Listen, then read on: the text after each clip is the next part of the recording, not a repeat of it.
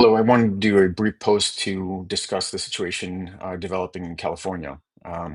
As we know right now, uh, ICE conducting raids looking to be inflammatory have triggered protests, and those protests, while generally peaceful, at times have flared up into some level of violence. Again, seems to be intentional and baiting.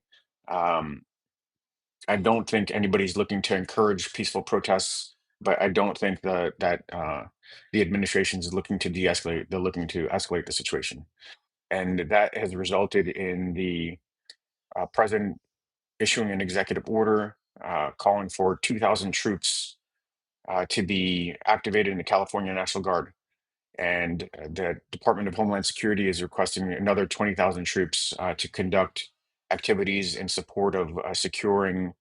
Um, DHS functions and securing facilities.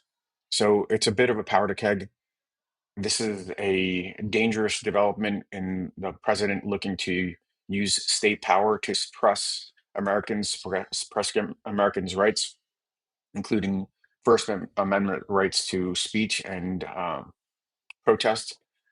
This is the president that has thus far conducted raids in different parts of the country, looking to be heavy-handed in blue states to demonstrate to his base that he's rounding up undocumented and conducting these already designated illegal deportations in several different cases. He's also arrested a mayor, he's arrested a congresswoman. This is the next in the chain of events. What's the historical context for this? Yes, federal troops have been activated to enforce federal laws, whether it's school integration in the 50s under Eisenhower, that's way back in opposition to states, or recently in 1992 in the Rodney King riots, LA riots, uh, the governor activated National Guard to respond to protests, and the president amplified that response by calling up two and then 10,000 troops. What we know now is 2,000 troops from the California National Guard activated. Um, Unclear how many of those are in the streets because some of the federal law enforcement are using military style fatigues. So it's a little bit of a muddled situation. What it seems to be the case is that the president is looking to exploit gray areas and indicate that he is using troops to support the local law enforcement. Um, it looks like the president's searching for a confrontation. He's looking for an opportunity to invoke the Insurrection Act, but the ultimate intent is really to discourage opposition, discourage peaceful protests, exercise of First Amendment rights. Instead of de-escalating, he's looking to inflame. He's putting our troops, National Guardsmen, our neighbors on the streets in an impossible situation. His effort is to intimidate, signal to the military that he will suppress his enemies, suppress protests, and infringe on First Amendment rights. But what's the reality? These are professional soldiers, led extremely carefully by National Guard leadership that understand the rules for the use of force, and they will do while they will appear as ordered by the commander in chief. Does not mean inherent suppression of protesters. Uh, the use of troops on the streets does not upend the Constitution. We still have our First Amendment rights to assemble, to speak.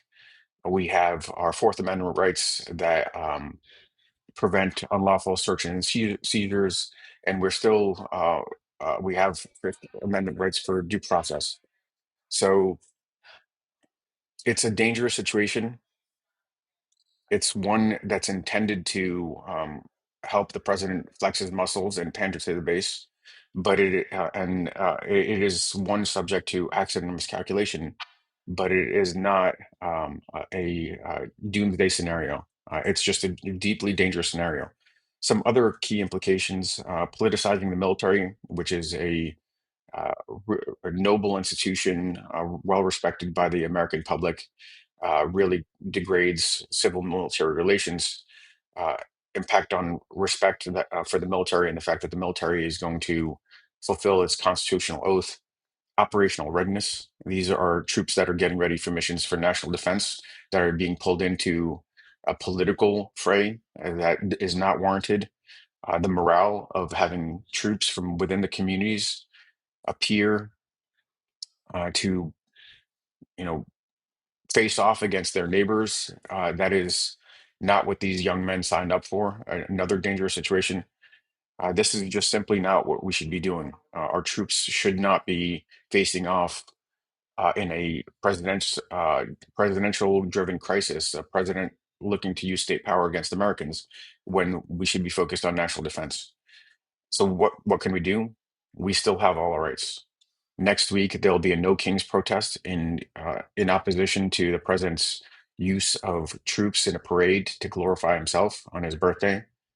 Um, we will be there. We'll show up. I just got off a call with 60 plus experts from the military, retired former generals, National Guard leadership, attorneys, and we are thinking through these situations as they unravel and ways to respond. So appreciate you listening in. It's a dangerous situation. It is not a complete